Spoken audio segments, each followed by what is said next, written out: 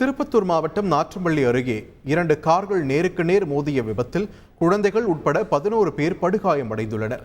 இது குறித்த கூடுதல் தகவல்களை எமது செய்தியாளர் கமலநாதனிடம் கேட்கலாம்.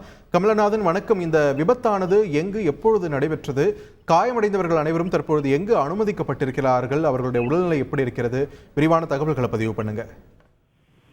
வணக்கம் சார். ஒசூர் பகுதியை சேர்ந்த தனியார் நிதி நிறுவன ஊழியர் சுரேஷ் மற்றும் அவரது நண்பர்கள் அசோக், பாபு, திலீப், புருஷோத்தமன், மனோஜ் ஆகியோர் பள்ளிகொண்டாவில் திருமணம் முடித்துக் கொண்டு மீண்டும் ஒசூர் நோக்கி காரில் சென்று கொண்டிருந்தனர்.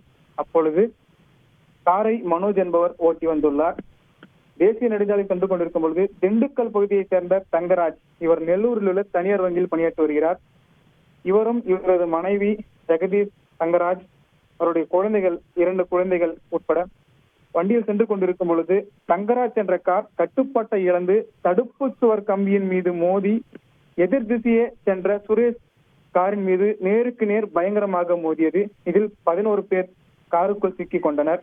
இதை பார்த்த அக்கம்பக்கத்தினர் உடனடியாக 11 பேரை மீட்டு திருப்பத்தூர் மாவட்டம் வாணியம்படி அரசு மருத்துவமனையில் சிகிச்சைக்காக அனுப்பி வைத்தனர்.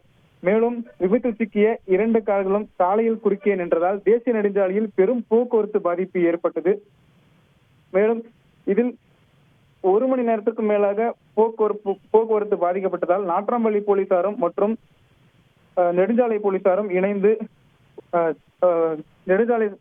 இணைந்து உடனடியாக சாலையை சரி செய்தனர். மேலும் படுகாயமடைந்தவர்களை மீட்டு அரசு மருத்துவமனையான வாணியம்படியில் சிகிச்சை பெற்று வருகின்றனர். மேலும் மேல் சிகிச்சைக்காக 2 பேர் கிருஷ்ணகிரி மருத்துவமனைக்கு அனுப்பி வைக்கப்பட்டுள்ளது என்பது குறிப்பிடத்தக்கது சார். இது குறித்து நாற்றம்பள்ளி போலீசார் வழக்கு பதிவு செய்து விசாரணை மேற்கொண்டு வருகின்றனர் சார்.